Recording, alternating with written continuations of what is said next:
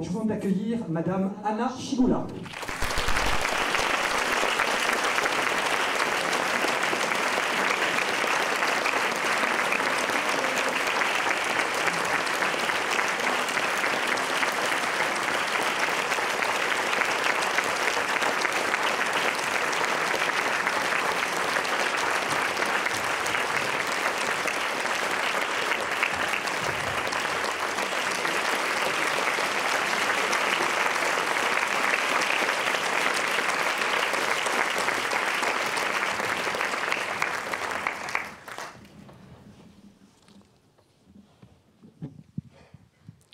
Anna, bonsoir.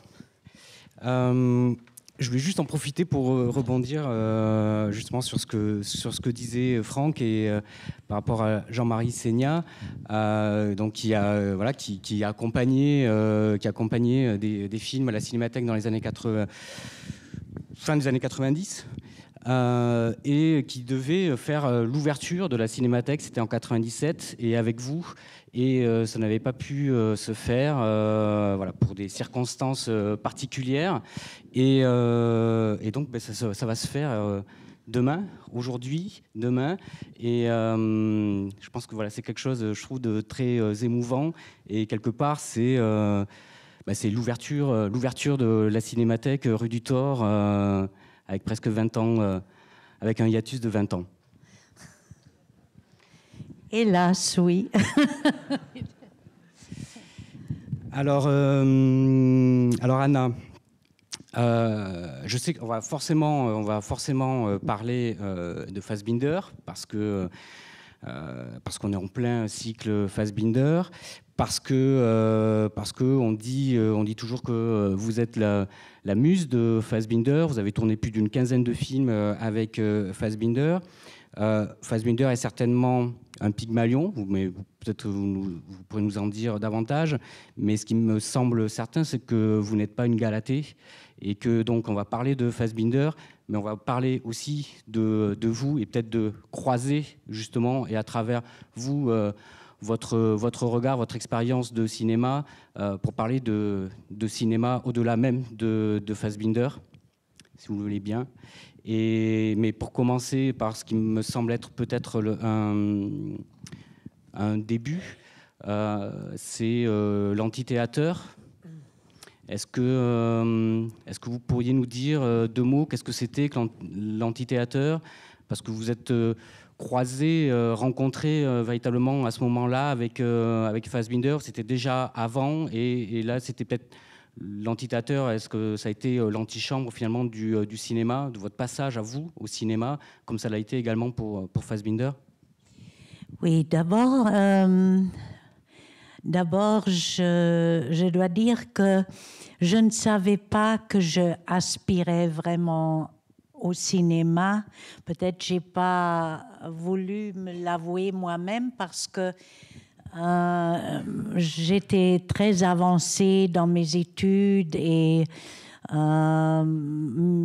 mes parents ont été assez déçus que je n'ai pas terminé. Mais enfin, j'ai commencé quand même à me rendre compte au cours des études que c'était pas pour moi cet exercice purement intellectuel à l'université. Et c'est pour ça, quand j'ai fait un peu d'argent de poche à côté en servant, que j'étais vraiment très ouverte quand une autre serveuse de remplacement m'a dit: tu sais, je vais le soir à des cours d'art dramatique, c'est vraiment intéressant, et tu veux venir? Et puis je voulais venir, et puis le hasard a voulu qu'il y avait Fassbinder dans la même classe. C'est pas pour lui au début que je suis entrée, mais je me suis rendu compte que de toute façon j'attendais quelque chose m'arrive autre que l'exercice intellectuel. Alors à peine j'étais entrée à l'école, disons quelques semaines, j'ai constaté qu'au lieu de devenir meilleure, je suis devenue pire. Alors, je me suis dit, c'est pas pour moi. et j'ai quitté. Et quand Fassbinder, disons après un an peut-être, il avait aussi quitté prématurément. Il faisait partie d'un groupe underground de théâtre. Une actrice avait eu un accident et alors il voulait la remplacer. Il m'a cherché, il s'est rappelé de moi, il m'a cherché, il m'a trouvé. Et c'est seulement, vraiment beaucoup plus tard, très tard, que j'ai lu dans quelque chose qu'il a écrit, qu'il a eu pendant déjà à l'école une espèce de flash, on disait à l'époque, une espèce de illumination, pour être un peu solennel.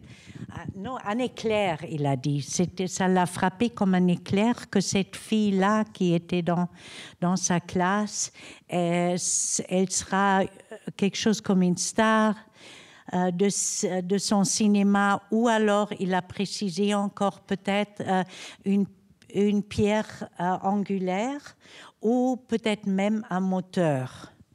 Alors, vraiment, il s'est passé entre moi et lui, je dois dire qu'il était extrêmement timide, il ne m'aurait jamais dit des choses pareilles. Une fois, il a vraiment aimé quelque chose que j'avais présenté, et il n'avait même pas le courage de me le dire lui-même. Il a envoyé un ami pour me le dire. Alors, d'ailleurs, j'étais très, très étonnée que ça a pu lui plaire parce que c'était Goethe. C'était quelque chose qui, à mon sens, était un peu trop classique, même un peu old-fashioned pour ce garçon tellement rebelle, parce qu'il était très rebelle aussi, timide et rebelle. C'était ça, sa nature. Et après, quand il savait toujours qu'il voulait faire du cinéma. Il n'était pas accepté. Il a essayé 2 fois d'entrer dans une école de cinéma. Il était refusé 2 fois. Après, il a décidé d'apprendre le cinéma en allant voir du cinéma. Quelquefois, il est allé 2-3 fois par jour. Et voilà. Alors, comme c'est très coûteux de faire un film, il a commencé d'abord à faire du théâtre et dans ce groupe underground. Mais il a voulu quand même, ça se sentait qu'il a voulu faire du cinéma, c'est-à-dire il a quelquefois fait le théâtre un peu comme on fait le cinéma, des scènes très courtes, très comme des prises. Oui, voilà.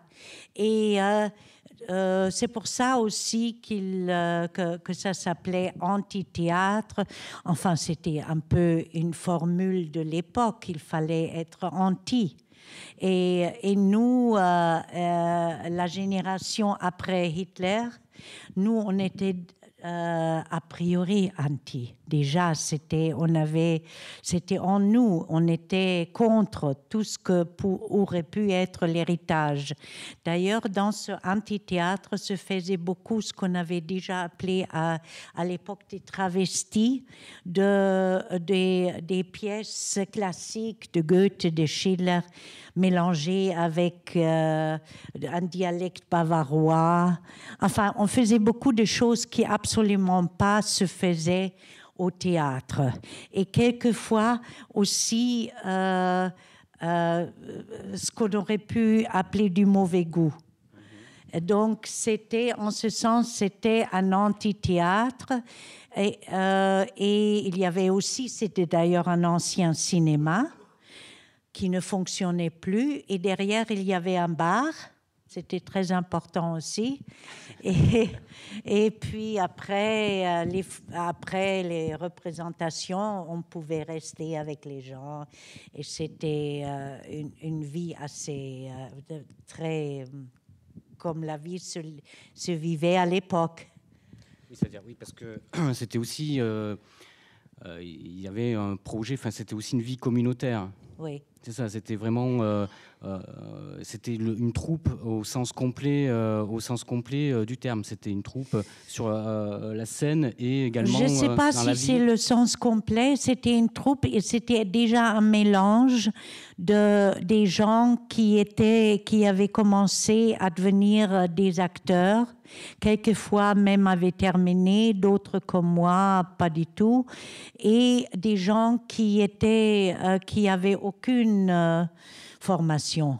Et quelquefois aussi des hippies qui restaient dans cet endroit avant qu'il était de nouveau un théâtre, quand il n'était plus un cinéma, donc qui ont squatté le théâtre. Alors c'était voilà, c'était l'amphithéâtre. Et c'était un espèce de berceau. D'ailleurs, moi qui avais quitté l'école d'art dramatique, parce que je n'avais pas envie de trébucher, de me mettre moi-même l'obstacle pour trébucher, parce que quand on commence à s'observer, on devient inhibé. Et là, je n'avais pas le temps du tout de hésiter, parce que j'ai remplacé quelqu'un et on m'avait dit, tu viens, on fait une répétition, c'est Antigone, tu es un des 3 Antigones et tu es aussi le chœur, et quand tu es le chœur, tu fais ce que tout le monde fait, et quand tu fais ton solo, tu peux faire ce que tu veux. D'accord. Voilà, à l'époque c'était tout, et j'ai vraiment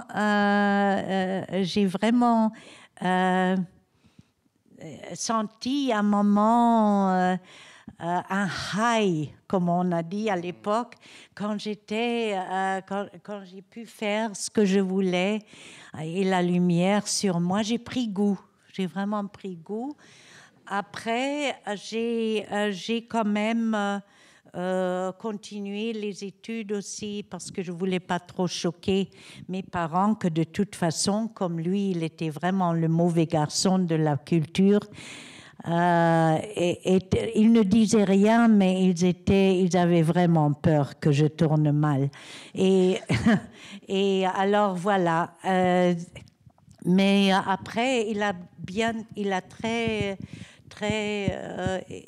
n'a pas pris longtemps pour commencer les films, avec très peu d'argent. Et du coup, justement, passons, on va dire, côté derrière la caméra et devant, partie cinéma. Donc, vous disiez que le théâtre, du coup, c'était, vous arrivez, vous faites ce que vous voulez. Est-ce que c'était la même chose du coup sur un tournage? Ou est-ce que par contre c'était beaucoup plus dirigé? Oui. Mais là, il n'était pas encore le directeur avec la première mise en scène. C'était celui qui est devenu son musicien après, Per Raben. Qui était... Non, après, on faisait tout ce que Fassbinder voulait qu'on fasse. Il ne disait pas ça explicitement, mais il avait ce genre de charisme qui arrive à tirer de chacun ce dont il a besoin. Quelquefois par quelquefois par des caresses, quelquefois par des gifles. Ça dépendait de la nature de ce qu'il était en face de lui. Et surtout qu'il était... il était quelqu'un qui avait un sens du corporel très fort, et c'est pour ça qu'il savait avant tout, il mettait pas du tout une psychologie en première. Il expliquait rien, mais il voulait que nous, on prenait certains configuration corporelle par rapport à l'image qu'il voulait voir, et il allait même à dessiner une espèce de chorégraphie qu'il voulait d'une manière très très nonchalante, qui était assez beau à regarder parce qu'il avait une certaine grâce, contrairement à une certaine disgrâce qu'il avait aussi. Mais quand il bougeait, il y avait quelque chose là, surtout ses mains, il y avait toujours une musique dans ses mouvements. Alors voilà, c'était ça sa façon de faire, spécialement avec moi aussi, parce que nous, on n'a jamais vraiment échangé beaucoup de mots entre nous. Ça restait une relation très particulière. Comment vous l'expliqueriez, du coup, cette relation très particulière, au-delà justement de cette façon de se comprendre sans dire de mots, parce que c'est quand même, oui, c'est une relation qui a duré vraiment très longtemps, et on sait que Fassbinder n'était pas forcément facile, donc c'était quoi, quelque chose de l'ordre de la magie ou je sais pas, du coup je m'interroge. Ça fait partie de ces choses qu'on peut expliquer, mais peut-être qu'on fait mieux de ne pas expliquer. Très bien. Je pourrais vous donner... je pourrais vous dire qu'il y avait tant de choses dans la profondeur qui nous liaient, qu'il y avait à la surface des choses qui nous séparaient. C'est-à-dire, vous n'auriez pas vu nous traîner dans les mêmes endroits. D'ailleurs, j'ai jamais habité avec la commune, le groupe. Mais au fond, il y a eu quand même ce besoin de toujours avancer par les contraires, la contradiction. Ça, d'une autre manière, j'ai éprouvé aussi et j'éprouve toujours. Et je suis seulement, disons, vraiment satisfait quand ils peuvent coexister, ces deux choses. Donc, et lui, j'ai jamais rencontré une personne qui était plus contradictoire que lui. Et c'est peut-être ça, une certaine fascination, mais aussi une certaine peur. On savait que si on ne maintient pas aussi une distance, on risque de se perdre. Et lui, il avait peut-être au fond peur de moi aussi. Oui, mais la peur, c'est pas quelque chose sur laquelle on devrait rester, mais quelquefois, c'est justement une peur de perdre aussi. Voilà, une certaine délicatesse et ça vibre tout le temps, un rapport comme ça. Du coup, est-ce que je peux revenir sur quelque chose de beaucoup plus terre à terre? Oui.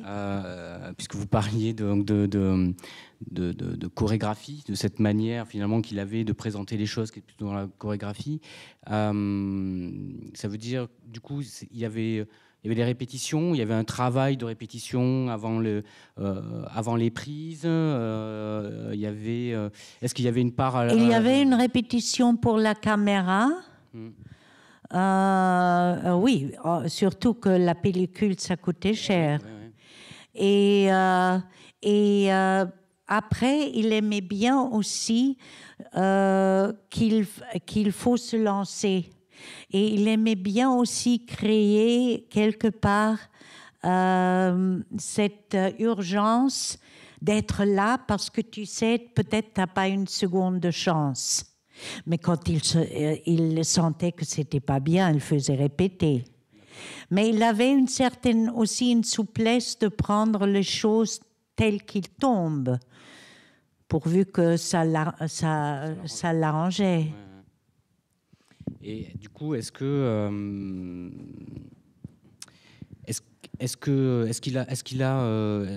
vous avez senti éventuellement une évolution justement dans ce travail de Fassbinder, ou peut-être vous-même, puisque comme on l'a dit, il y a plus de 15 films, donc il y a en gros une bonne dizaine d'années entre ces films. Il a tourné donc énormément. Est-ce que vous avez senti une évolution, lui, dans sa façon de travailler, mais vous également dans votre façon, dans votre métier, et du coup, est-ce que entre par exemple L'amour est plus froid que la mort et Lily Marlène, est-ce qu'il y a il y a des différences? Est-ce que vous avez senti des différences dans la façon de travailler de part et d'autre? Ah oui, bien sûr. Oui, Enfin, oui, bien sûr. J'ai appris en faisant. Et au début, bien que comme je voulais jamais beaucoup répéter, parce que je trouve souvent la première fois, instinctivement, on fait la meilleure chose. Ça tombe juste. Et après, quand on veut encore faire mieux, c'est moins bien. Ouais. Et en ce sens-là, sa façon de travailler, c'était assez bienvenu pour moi. Plus que les prises étaient compliquées, plus il fallait quand même répéter, mais il n'était pas toujours là. Alors, il venait après pour voir. Non, il était là pour tourner, mais pas pour voir tous les... Et pas pour vraiment travailler, comme on dirait, travailler un rôle ou quelque chose. C'était plutôt... Ça se passait avec les regards, quelquefois un sourire, peut-être quelquefois même un peu moqueur. Il était très évocateur, il n'était pas explicateur. Du coup, est-ce qu'on peut peut-être laisser un petit peu Fassbinder sans trop s'en éloigner? J'aimerais bien peut-être vous entendre en fait sur le nouveau cinéma allemand, parce que vous avez tourné également, que ce soit avec Schlöndorff, avec Fleischmann, avec Wenders, avec Margaret von Trotta. Donc, qu'est-ce que ça signifiait pour vous? Est-ce que c'est juste parce que c'était là dans le mouvement et c'était le moment, ou est-ce que ça vous amenait autre chose que l'univers de Fassbinder? Et enfin voilà, qu'est-ce que c'était vraiment ce nouveau cinéma allemand à ce moment-là, et comment vous l'avez vécu, et comment vous vous situiez?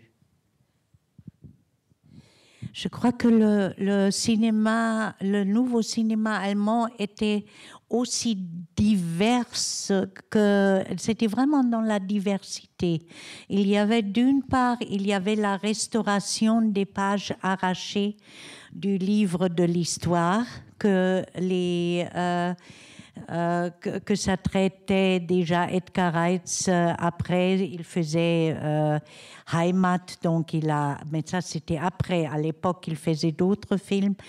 Mais Schlöndorff, le film que j'ai fait avec Schlöndorff, c'était un film complètement dans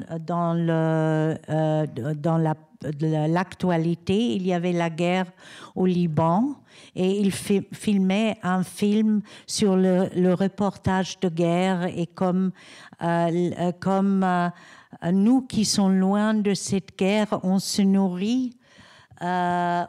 nourrit comme des spectateurs, voyeurs, ou des spectateurs, ou des gens qui vivent préservés dans une espèce de semi-sommeil quelque part aussi. Et en ce sens, le film avec Schlöndorff, pour moi, c'était un peu ça, la rencontre existentielle avec la guerre, puisque pendant qu'on mettait en scène la guerre dans une rue, elle arrivait vraiment 4 rues plus loin. J'ai senti ça comme une espèce de frivolité, mais j'étais aussi... j'étais aussi très impressionnée par les gens qui participaient à ce film. Toujours quand on fait un film, on est aussi avec les gens du pays et des gens qui m'ont dit, la femme par exemple avec laquelle qui jouait avec moi comme une espèce de compagne à la maison, peut-être une espèce de nanny, je sais pas, une femme qui m'aidait à la maison. C'était une vraie Libanaise qui m'a dit, Hannah, tu peux pas savoir ce que c'est quand je quitte le matin, je sais pas ce que je vais retrouver le soir. La maison, les miens, etc. Cette phrase m'est restée. Et en ce qui concerne Schlöndorff, on l'a appelé le Napoléon parce que il est assez petit et il était à la conquête de la réalité pendant qu'à côté ça brûlait. Et lui-même, il s'est donné le nom Abu Zweifel, ça veut dire Abu Doubt. Abu parce qu'on était en Arabie, mais Doubt, c'est-à-dire j'ai connu le contraire de Fassbinder. Fassbinder qui ne doutait pas, qui faisait. C'est pour ça qu'il doutait sur beaucoup de choses, au fond de ce qu'il pensait et de ce qu'il sentait, mais dans le travail, non. Et Schlöndorff, c'était complètement autre chose. Mais moi, je dois dire, dans ces films-là, j'étais toujours plus occupée de l'expérience de la vie que du film. Après, j'ai fait un film avec Wim Wenders, qui était un film. Wim Wenders est un tempérament plutôt introverti. Maintenant, il est beaucoup moins. Il a eu du temps pour évoluer, et moi aussi d'ailleurs. À l'époque, j'étais assez introvertie, donc ça ne donnait pas grand-chose entre nous, deux introvertis. C'est pas le mieux qu'on puisse mettre ensemble. Mais quand même, je respectais. Non, je respectais, je peux même pas dire. J'étais quand même intéressée à voir que ça traitait avec beaucoup de traumatisme aussi de notre histoire. C'était écrit par Handke. Et donc, il y avait la première fois Nastasia Kinski qui m'a déjà impressionnée, comme c'était l'innocence même qui arrivait là. C'était très beau d'avoir quelqu'un avec autant de présence, mais sans aucune prétention. D'ailleurs, elle jouait un personnage muet, ce qui est très bien toujours. J'ai toujours voulu jouer un personnage muet, mais on ne m'a jamais donné. Par contre, j'ai toujours essayé d'avoir le moindre texte possible. Ça aussi, je n'ai pas toujours réussi, non. Et avec Margaret von Trotta, bon, ça a été vraiment... c'était de copine à copine, puisque Margaret, je la connaissais comme actrice. Et j'aurais souhaité faire un autre film avec elle, mais j'ai eu le malheur de lui dire un peu cru. C'était, j'ai dit, Margaret, j'espère qu'on fera encore un film, mais un autre. Donc, elle n'a jamais voulu après. Ils sont très sensibles, les metteurs en scène. Et voilà, c'était à peu près ça. Après j'ai fait la connaissance du cinéma européen. Et là, une vraie nature que j'ai rencontrée, c'était Marco Ferreri. Alors là, vraiment, ça a été encore une fois une expérience qui n'était pas remplaçable par une autre. Et là, j'ai senti que j'étais vraiment une muse aussi. Oui, parce que lui, par contre, il te disait jamais va là et là et là. Il faisait rien de ça, mais il t'étonnait tellement par la configuration déjà de ce qu'il mettait. On a toujours une imagination sur une scène quand on la lit, mais j'étais jamais ça avec lui. Et quand il venait le matin voir déjà, dire bonjour pendant que j'étais encore en train dans la salle de maquillage, il me venait de derrière et puis il me passait tout légèrement la main et il me dit « Fais-moi voir l'infini dans ton visage ». Alors là, il m'a dit quelque chose, c'est pas n'importe quoi. Il faut être à la hauteur, mais c'était une espèce d'inspiration mêlée avec une sauvagerie aussi chez lui. C'était pas quelqu'un qui préparait, qui venait avec un scénario très épais. Au contraire, c'était un scénario de quelques pages et puis il l'inventait au fur et à mesure. Voilà. Et après, bon, il y en a eu d'autres. Et justement, un autre qui invente un peu au fur et à mesure, c'est Godard. Donc c'est oui, c'est un vrai créateur aussi. Et, parce que vous en parlez rarement, finalement, de Godard, me semble-t-il. Comment... du coup, j'ai revu Passion en fait hier soir. Et, oui, il est beau le film. Hein. C'est un très très beau film. Oui. Et vous êtes magnifique comme d'habitude. Non, mais du coup, comment s'est passé avec Godard, un autre type de créateur justement quoi. Ah oui, Godard. Godard, il nous a déjà convoqués près de Rolles, où il est situé depuis toute sa vie. Et que, donc, autour de lac comment vous dites en France, Léman.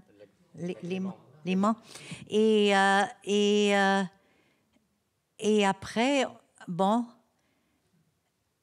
il commençait à se plaindre déjà. Quoi, vous avez coupé les cheveux? Oh, moi j'ai coupé les cheveux parce que je pensais... Il veut bien avoir ça. J'ai vu ça j'ai vu dans ces films, il y avait j'ai pensé, il va penser les cheveux longs, il va pas aimer. Mais bon, on sait pas tellement. Et Isabelle Hubert, il a fait la même chose. Alors bon, après, tout d'un coup, il a dit, je suis pas prête. C'est comme il s'est comporté comme une femme enceinte qui sait, qui sait que c'est pas encore le moment. Il a renvoyé tout le monde. Moi, je me suis dit, c'est très bien ici. Le lac, j'aime bien. Je faisais mes rondes en bicyclette.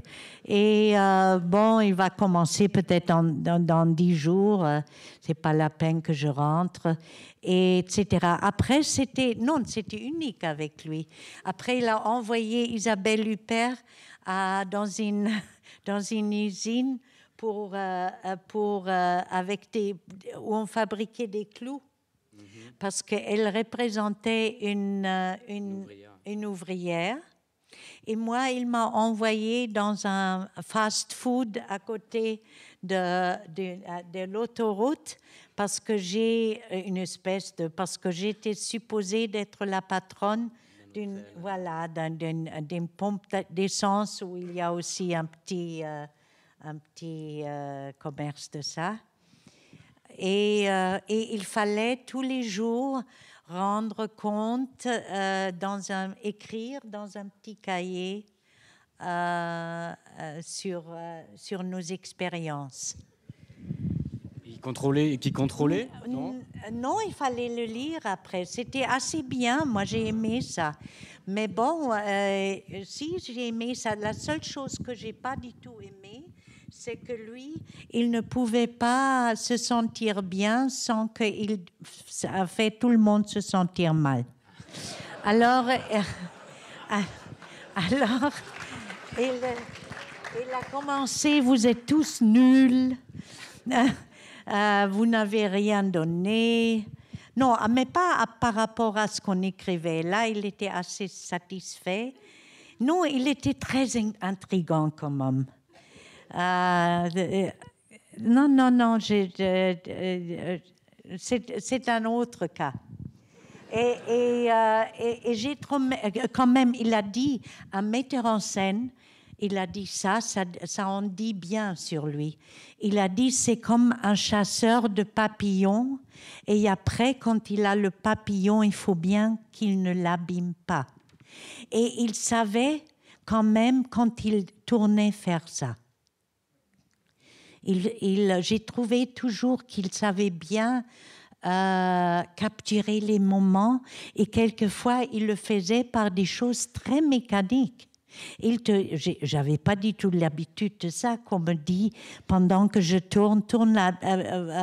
regarde par le haut, ou tourne la tête à gauche, et maintenant tu regardes par le bas, des choses comme ça.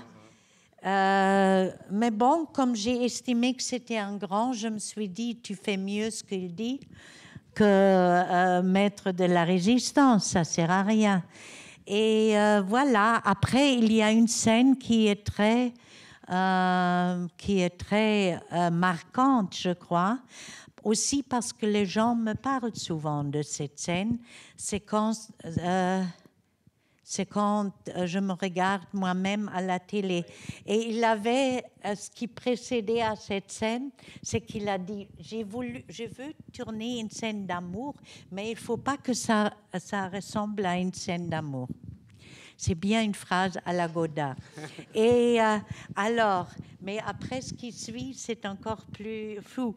Alors il dit, je voudrais que tu écoutes le Et incarnatus est de la messe ut mineure de Mozart, et que celui qui représente le metteur en scène, c'était le Polonais Jerzy Radziwiłowicz, qu'il te bouge la tête pendant ça. J'ai jamais compris qu'est-ce qu'il voulait. Et pendant qu'il faisait la démonstration, il prenait mes cheveux, parce que de toute façon, il avait une rage contre mes cheveux. Il prenait les cheveux et il les bougeait comme ça. Bon, après, il a dit, j'ai un studio, je vous laisse vous exercer vous-même. Et bon, je suis allée avec Jerzy dans ce studio, et puis on a mis la messe ut mineure. C'est d'ailleurs très beau ce moment. Et puis il m'a bougé la tête, et puis je me suis laissée aller. Et puis tout d'un coup, qu'est-ce que je vois? Il y a Godard derrière une colonne, comme un voyeur. Il était là tout le temps. Il a dit, voilà, c'est bien ça, je prends ça. Et après, il a inventé à la base de ça. D'accord. Il a inventé que je regarde le moniteur. Mais il était, je dois dire, un peu inspiré aussi, parce que moi, il nous a dit au début du film, il nous a dit, s'il vous plaît, apportez-moi des choses, ça peut être très personnel, j'ai besoin de nourrir mon film. D'ailleurs, il nous a donné une cassette qui était peut-être encore plus beau que le film, où lui, il racontait le film. Il aime beaucoup la musique aussi, Godard. Il avait mis beaucoup de musique de Debussy d'ailleurs, et aussi Mozart et autre chose. Et c'est pas ça que je voulais. Alors, bon, comme moi, j'avais déjà commencé à faire des travaux vidéo très en confiance. Je ne le connaissais pas encore vraiment. Je l'avais vu une fois, mais j'ai trouvé très généreux comme il nous nourrissait avant le film. Je lui ai donné ça à visionner. Et une fois, quand il y a eu ces réunions que j'ai moins aimées, parce qu'il disait à tout le monde qu'il était nul et que personne n'avait rien à apporter.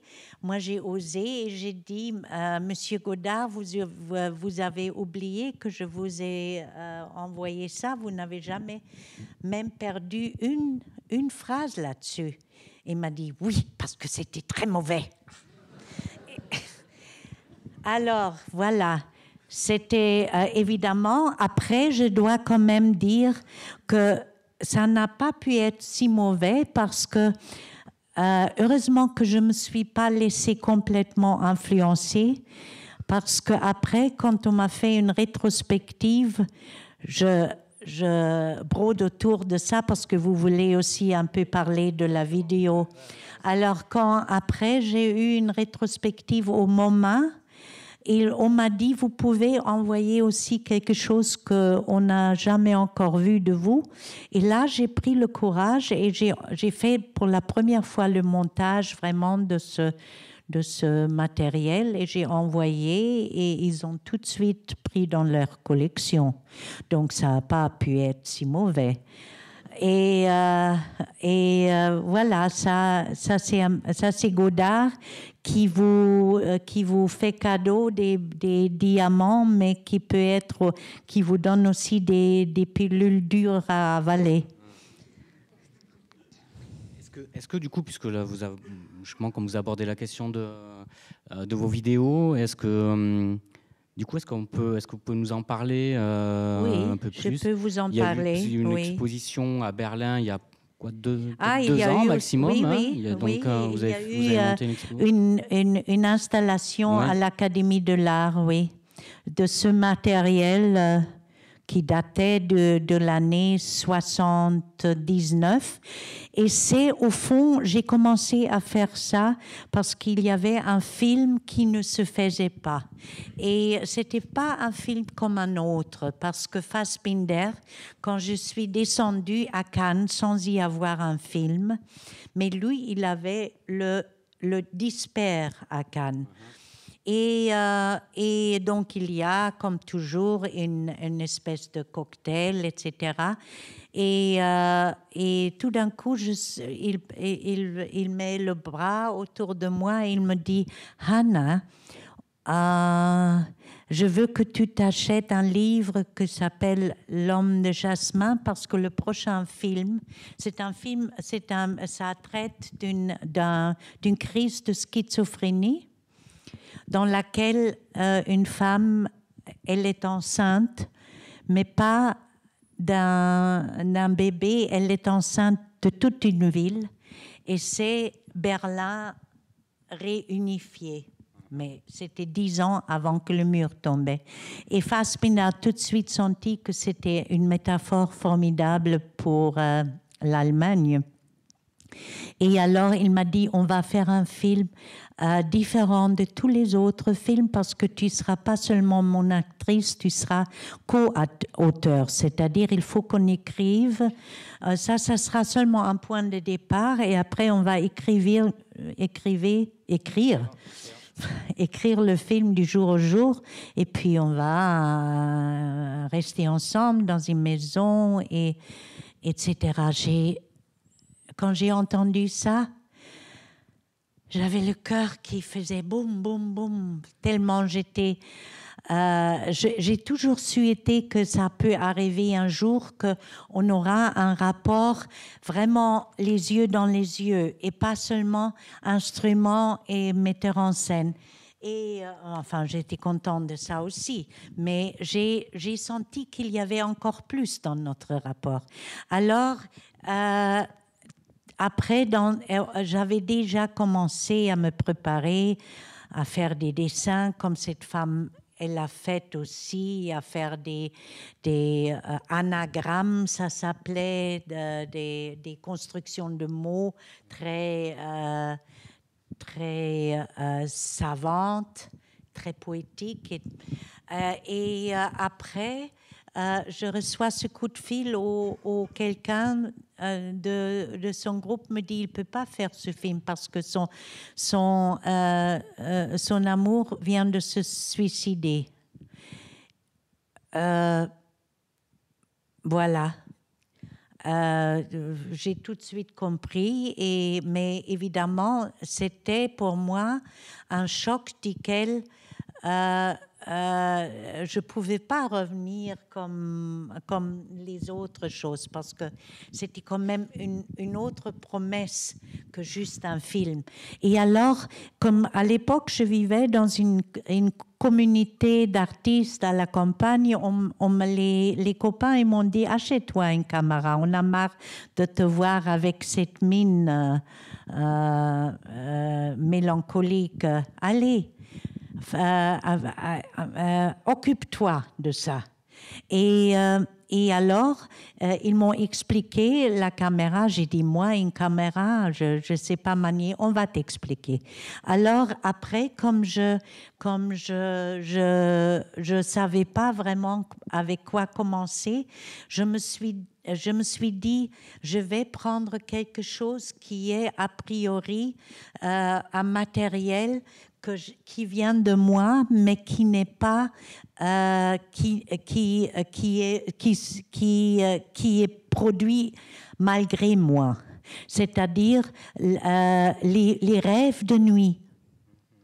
C'est là où chacun est poète aussi. Un poète très osé d'ailleurs. Et je me suis à une époque intéressée à ça, je les ai notés et je faisais les films, moi, avec moi, toute seule. Après, j'ai réussi des choses assez compliquées aussi. Et en revivant ces protocoles de rêve. Et c'est comme ça que tout a commencé. Après, c'était comme une fièvre qui a duré peut-être 2 mois, même pas. Après, on a repris les films, on a repris le tournage avec Fassbinder, Lili Marlène. J'ai jamais parlé avec lui de ça, je lui ai jamais montré ça. Peut-être parce que j'avais peur qu'il me dise quoi.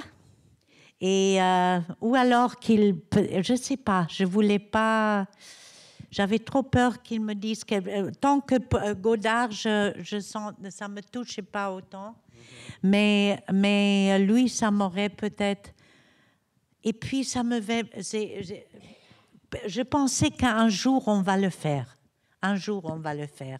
Je pensais toujours, on aura toute une vie. Et c'est pour ça, j'ai pas cru qu'il va s'en aller si tôt. Et voilà, après cet encouragement par le MoMA, j'ai continué à faire, pas régulièrement du tout, mais de temps en temps, et je sens une vraie joie de création avec ça. Et du coup, ça vous a jamais donné le désir ou l'envie de mettre en scène un film, enfin, on va dire de cinéma classique, de façon plus conventionnelle? Ah non. Non. Ah non, je trouve ça vraiment lourd. Non. Parce que déjà de diriger toute une équipe, non, ça me pèserait vraiment lourd. Et me mettre comme ça dans la compétition et d'avoir à satisfaire des critères et déjà que ça coûte autant d'argent. Parce que ce que moi je fais, j'invente, je demande de l'argent à personne. Je fais avec ce que j'ai et avec ce que je trouve. Et donc, je me sens complètement libre. Non, je voudrais pas. Si quelqu'un me dirait, on va le faire ensemble, peut-être. En partenaire, oui. Mais toute seule, oh non. Non, non, je serais effrayée par tant de responsabilités. Je regarde que le temps passe vite. Peut-être qu'on va parler aussi de votre rapport à la musique et donc à la chanson. Mais juste une dernière question, parce que j'ai toujours rêvé de vous la poser, donc j'en profite. C'est Delta Force. C'est Delta Force, donc qui est un film de la Golan. C'est un film avec Chuck Norris et de Golan, un film de la Canon. Et je me suis toujours demandé comment, ça me paraît tellement éloigné de votre univers, et comment vous êtes retrouvé sur ce film. Enfin, qu'est-ce qui s'est passé? C'était une espèce de deal inattendu parce que Menachem Golan, je ne sais même pas s'il est encore là, il voulait bien m'avoir dans le film parce qu'il y avait une stewardess allemande qui occupait un terroriste arabe en lui chantant une chanson allemande que lui, il se rappelait de son séjour en Allemagne. Ça c'était, pour ça, il a pensé à moi, mais moi j'ai dit, j'ai rien à voir avec ce genre de film d'action. Peut-être on peut faire peut-être vous pourriez produire un autre film que j'ai envie de faire avec un Turc. Un Turc qui vit en Allemagne, et ça va pas être un film très coûteux. Moi, je vous fais ça et vous me faites ça. Il a dit d'accord. Alors, seulement que je me suis disputée avec le Turc et le film n'a jamais vu jour. Alors, et finalement, il a coupé la scène pour laquelle il a voulu faire le casting, parce qu'elle a dit que c'était la plus belle scène du film, mais ça collait pas avec un film d'action. Oui. Ok, merci beaucoup pour ces explications. Du coup, est-ce qu'on peut parler de la chanson, parce que comme vous allez vous produire demain avec Jean-Marie Seigna, et donc c'est une autre facette encore de votre personnalité. Est-ce que c'était un désir? Est-ce que c'est aussi le hasard de la vie et d'une rencontre, comme il y a eu avec Fassbinder et là avec Jean-Marie, qui fait que vous avez passé le pas, et qu'est-ce qui vous excite? Je pense que pour le cinéma aussi, je crois que dès que j'ai vu les films avec Jeanne Moreau, surtout Jules et Jim, que ce désir d'être une espèce d'actrice de cinéma à la Jeanne Moreau, est né. D'ailleurs, je lui ai écrit ça un jour. Elle était contente. Mais quand j'étais enfant, je voulais d'abord être danseuse, mais aussi j'avais le désir de chanter à travers la radio, parce que la radio, c'était vraiment il n'y avait pas encore la télé quand j'étais enfant. Et alors, je fantasmais sur ça quand j'étais seule, dans la chambre, et j'entendais des voix, et je chantais avec eux, etc.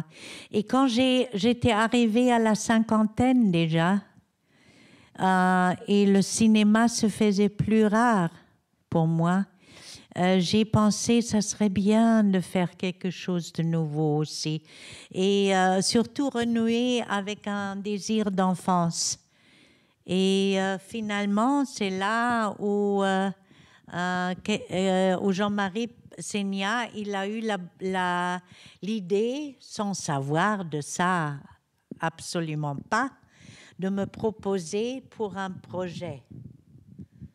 Tout le monde lui a dit « Ah non, elle ne va pas chanter. Et si elle chante, elle va être trop chère. » Et tout ça.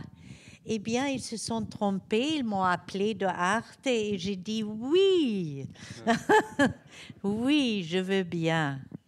Et voilà, et c'est lui qui m'a fait faire, qui a surtout pas abîmé le chasseur de papillons, qui n'a pas abîmé le papillon. Parce que je lui ai dit, mais je sais pas faire des notes, chanter, je connais même pas les notes. Il faut que j'apprenne par cœur. Il m'a dit, ne fais pas de soucis. Fais pas de soucis, je vais te guider, tu verras. Ça va être bien, tu vas être comme un enfant qui entre dans une forêt. Voilà. Après, vraiment, il m'a décomplexée.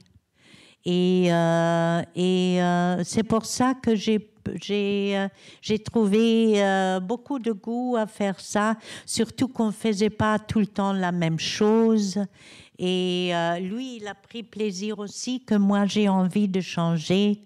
Et moi, j'adore ça quand il me surprend par d'autres accords. Et donc, on sait, il y a deux tempéraments qui aiment ça, qui se rencontrent, et ça a donné beaucoup, beaucoup de concerts. Et là, vraiment, après 20 ans, on a repris, ça sera la deuxième fois, les chansons avec lesquelles on a commencé, parce que normalement, on commence avec des evergreens, des standards. On est sûr que ça retentit dans l'oreille des gens qui écoutent. Donc, ça tombe bien quand ça retentit. Et là, vraiment, tout était des choses, des nouveaux compositions. Donc, c'était assez risqué, mais ça a tout de suite accroché. Et c'est à lui que je dois que cette seconde, ce chemin dans la musique. Donc, je vous invite à venir demain. Absolument. Si, Est-ce que peut-être s'il y a peut-être s'il y a des questions dans la salle, si vous voulez poser des questions.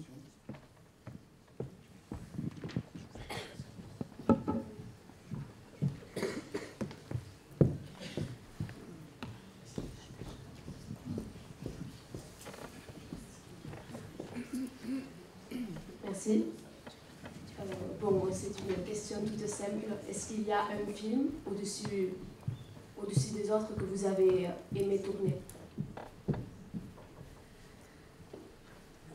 J'ai pas compris. Est-ce que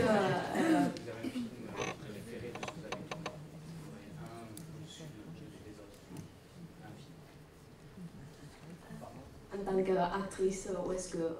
Non, non. Il n'y a pas encore eu un film que je préfère avant toutes les autres. Pas encore. J'espère toujours qu'il arrive encore. Mais sinon, il y a des films que j'aime plus que les autres, ça c'est sûr. Parmi ceux, Maria Brown. Parmi ceux, les films avec Ferreri. Parmi ceux, Passion. Parmi ceux, le film avec Fatih Akin, que j'ai trouvé un très beau film. De l'autre côté, un jeune réalisateur. Non. Merci beaucoup. Bonsoir madame et merci pour tout le bonheur que vous nous avez donné. Vous parliez hier soir à la Cinémathèque, il y avait le traducteur français d'Alfred Döblin, Berlin-Alexanderplatz, mais pas seulement Wallenstein, novembre 1918. Si je parle de Döblin et de Fassbinder, c'est parce que Fassbinder a adapté Berlin-Alexanderplatz, les deux en discours très politique. Plus on regarde de films et plus on trouve que je trouve que l'œuvre de Fassbinder est unique, d'une puissance tellurique extraordinaire au niveau du discours, du courage de dire les choses et aussi de la forme, de l'esthétique. Oui. plus on voit des films, plus on se dit, mais ce cinéaste, c'est fou. C'est fou. Alors, j'aimerais savoir, madame, comment ces films ont été reçus, puisqu'ils parlent de l'Allemagne, de votre pays, vous êtes allemande, comment ils ont été reçus en Allemagne à leur sortie, et quelle est la place de ces films aujourd'hui en Allemagne? Merci. Ben, au moment de sortir, il était moins bien reçu qu'à l'étranger, ça c'est sûr. D'ailleurs, il a reçu sa reconnaissance vraiment de l'étranger. D'abord, c'était Paris, après, c'était New York. Certains critiques ont toujours parlé d'un... quel était le mot prolifique. Oui, prolifique. Prolifique. Prolifique, d'un talent extrêmement prolifique et pas classable. Pas classable, et aussi on a relevé évidemment la dimension de critique de ça. Parce que nous, ça vient du fait que nous, on était la génération après. Et on a bu aussi du lait noir. C'était dans nous, cette noirceur aussi. Et on avait besoin de mettre tout en question. Et on était mal à l'aise. On était mal à l'aise, mais aussi l'esprit de l'époque nous a beaucoup aidé dans ça. C'était vraiment une époque contestateur. C'était une époque qui a osé aussi imaginer une autre façon d'être, un autre homme, une autre humanité. Imagine all the people living like in peace. Imagine no fear for greed nor hunger. Tout ça, no possession. Imagine no possession. Quelquefois, ils étaient peut-être trop. C'était peut-être trop. Au lieu de faire 3 pas en avant, on a fait 300 et on n'a pas pu vivre ça. Mais il y avait l'époque était à ça aussi. C'était une époque où il se soulevait une rage contre aussi le capitalisme et ce qu'il faisait avec nous. Et il y avait aussi un élan très joyeux. Très joyeux. C'était comme le soleil qui traverse à travers les nuages très noirs. C'est un soleil vraiment fort. Parce que on voyait les nuages noirs, mais on était aussi transportés par cette joie de voir autre chose. Et quelquefois aussi, il y avait, faut pas oublier que c'était une période où on a commencé à sentir l'expansion de la conscience à travers les drogues. C'était un chemin qui menait pas dans le bon sens, mais les premières expériences de ça faisaient leur effet aussi. C'est-à-dire, on a connu, on s'est expérimenté soi-même aussi des différents. Mais après, on a venu le contre-mouvement, arrêter de tout mettre sur la société. Il faut commencer par soi-même. Et aujourd'hui, je ne sais pas. Aujourd'hui, il y a la peur. Il y a beaucoup de peur. Il y a même les gens. Ils ont envie de nouveau se réfugier, comme si c'était un refuge dans le nationalisme, dans la patrie, dans tout ça. Alors qu'on a vu que ça faisait tellement de mal.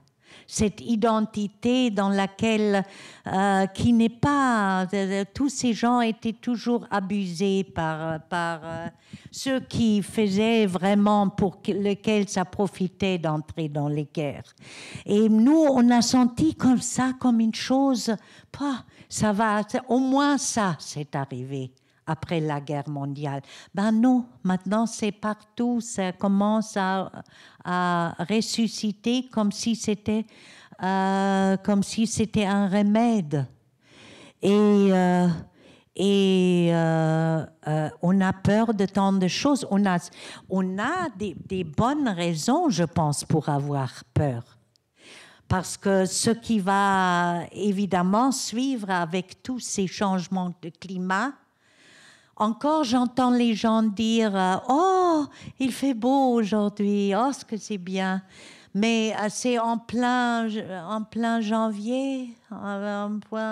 Et puis, dans mon jardin, je vois que les fleurs, ils sont là. Ils sont supposés de fleurir en mars. Alors, tout ça, il y en a d'autres spectres qui sont en train de surmonter, mais pas un refuge dans la chose nationaliste. Alors, aujourd'hui, on est devenu très peureux avec toute critique. Il n'y a même plus une vraie...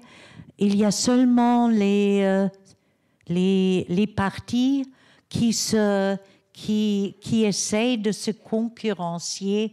Aucun n'a vraiment quelque chose à proposer de différent. Et voilà.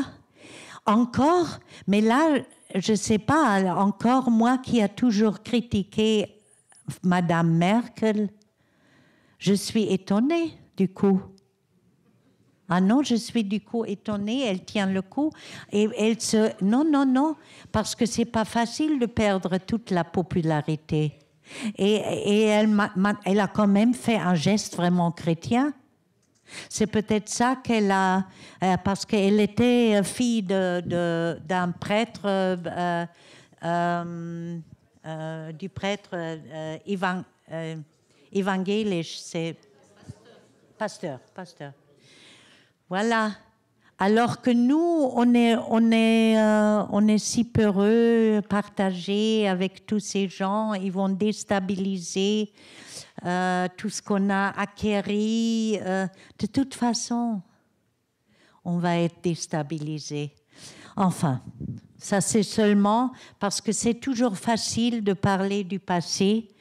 J'en profite pour articuler un peu ce que je ressens sur aujourd'hui. Voilà.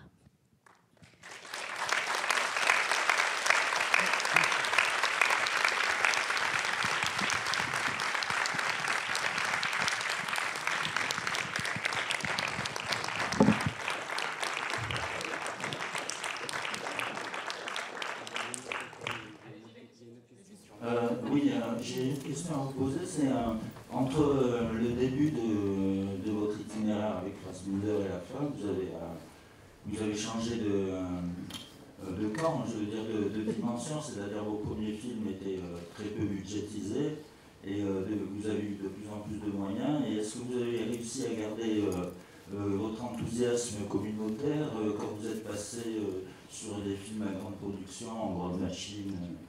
Ça s'est passé comment la transition entre un certain moyen pour faire des films et un autre pour toutes les clips? Je n'ai pas bien compris. Je vous ai cherché d'ailleurs.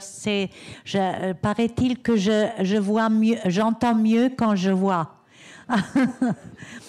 Oui, vous avez voulu dire 6 mois, si on est parti à gagner presque rien dans le film et après on a gagné normalement, oui.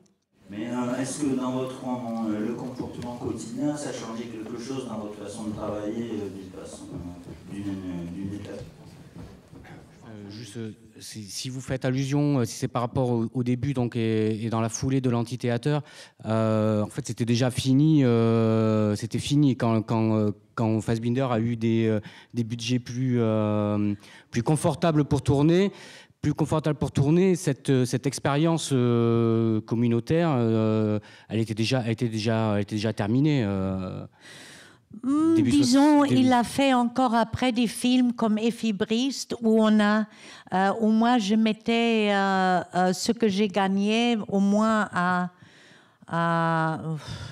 une grande partie pour ce que ça va rapporter dans le futur. D'ailleurs, ça a bien rapporté, mais je l'avais mis dans la fondation pour la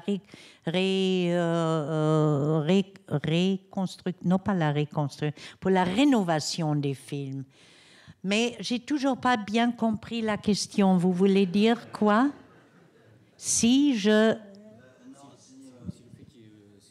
d'avoir des budgets plus confortables, oui, ça a modifié la façon de travailler dans le groupe.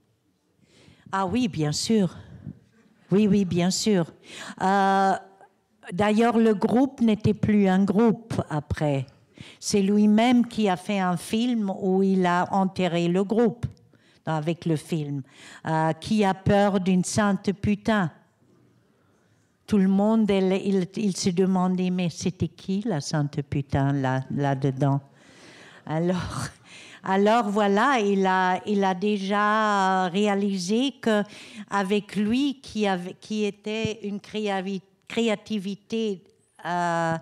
si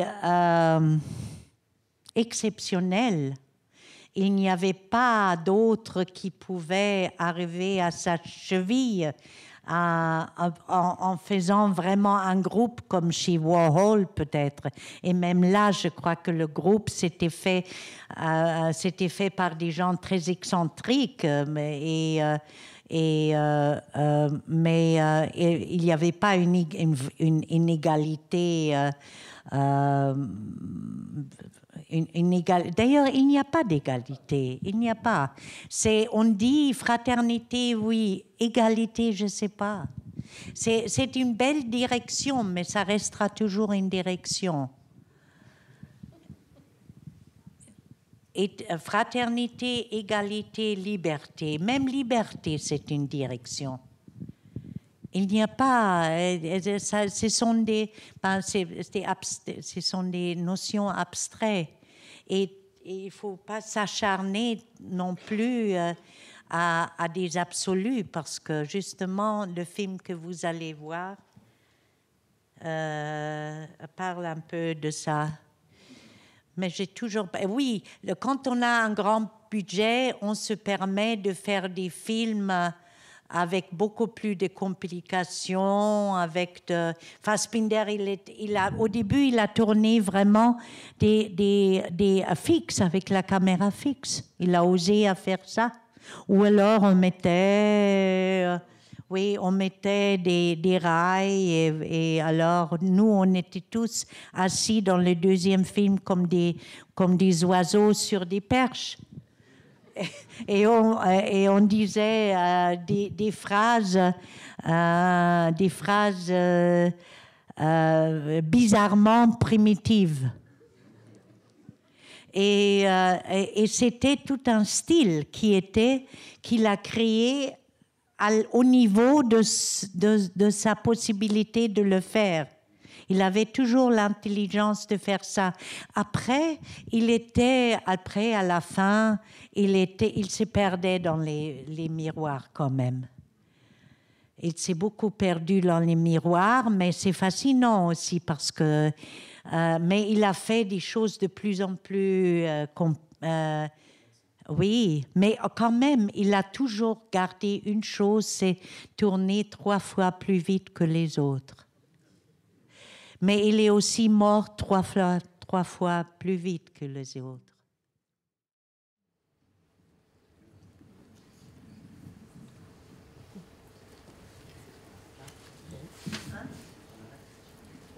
Dernière question. Bon, la dernière, alors, vraiment la dernière question. Bonsoir. En fait, demain, avec des amis, on organise une discussion sur le polyamour et l'anarchie relationnelle comme réaction un peu au modèle dominant d'amour et de relations entre les êtres humains, et surtout par rapport à la Saint-Valentin. Et en fait, j'aurais voulu que vous nous parliez un peu d'amour dans les films de Fassbinder. Si vous avez une idée ou quelque chose à nous dire là-dessus. Enfin, je sais que quand je regardais les films de Fassbinder, je les ai beaucoup regardés quand j'avais entre 17 et 20 ans, tous les week-ends, en consommant des drogues, parce qu'évidemment, il fallait que je me mette dans cet état-là, voir ces films-là. Et que du coup, je me disais, bon, qu'est-ce qui les a mis, enfin, où est-ce qu'on parle d'amour, enfin, quand on voit que finalement, il y a de si belles histoires d'amour, comme on peut les analyser, avec le point de vue que j'avais à l'époque. Donc on peut les voir qu'elles paraissent si belles, en fait elles sont impossibles, et en fait des fois elles se transforment en système en outil d'oppression, et qu'en fait souvent on parle d'amour dans les films de Fassbinder, mais c'est souvent un amour de la révolution, où c'est ça comme le moteur amour, il est plus, enfin, est-ce qu'on voit plus comme ça? Enfin, c'est très souvent un amour impossible. Ben oui. C'est ça la grande blessure dans sa vie, oui, oui.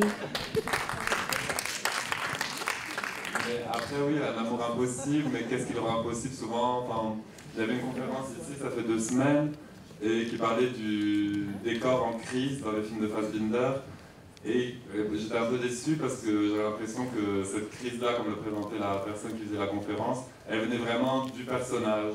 Alors que pour moi, si les corps sont en crise et les personnes sont en crise dans les films de Fassbinder, c'est souvent avec l'environnement ou la société capitaliste, comme vous dites, les années 70 ou 80 en Allemagne. Et que donc finalement, ça ne vient pas vraiment du sujet, mais ça vient vraiment de l'entour. Enfin, et l'amour impossible, je sais pas. Moi, personnellement, quand je vois le personnage de Fassbinder dans Le droit du plus fort, je me dis comment c'est. Pourquoi c'est tellement impossible d'avoir une histoire d'amour avec ce personnage-là.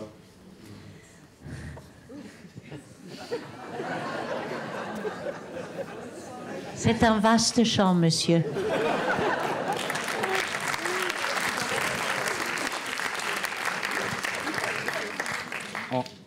Anna, on reste là-dessus, sur ce vaste champ. Parce que sinon, ça va être une demi-heure. Merci beaucoup.